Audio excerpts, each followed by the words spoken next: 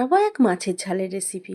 তাই প্রথমে মাছের মধ্যে নুন, হলুদ, লঙ্কা গুঁড়ো, জিরে গুঁড়ো মাখিয়ে নিয়ে ননস্টিকের কড়াইয়ের মধ্যে সরিষার তেল দিয়ে ভাজা চাপিয়ে দিলাম। মাছগুলো লাল লাল করে ভেজে তুলে রেখে দিলাম। তারপর 3টে কাঁচা লঙ্কা চিড়ে আর পেঁয়াজ কুচি দিয়ে পরিমাণ মতো নুন, 1 চামচ আদা রসুন, 1 চামচ লঙ্কা গুঁড়ো, 1 চামচ হলুদ গুঁড়ো আর 1 চামচ জিরে গুঁড়ো দিয়ে মশলাটা বানাতে বসিয়ে দিলাম। আমার সঙ্গে যে সকল বন্ধুরা যুক্ত হয়েছে তাদের সাথে তো আমার দারুণ লাগছে। আর যে সকল বন্ধুরা যুক্ত হওনি এখনও তারা সকলে যুক্ত হয়ে যাও। যুক্ত হলেই না আমি তোমাদের সঙ্গে যুক্ত হতে পারবো। আর আমরা যদি একে অপরের সাথে থাকি আর পাশে থাকি তো আমাদের ঘরে এগিয়ে যেতে দ্বিধা কী। এবার দেখো আমার এই কথা বলতে বলতে মাছের ঝোলটা কিন্তু একেবারে রেডি হয়ে গেল।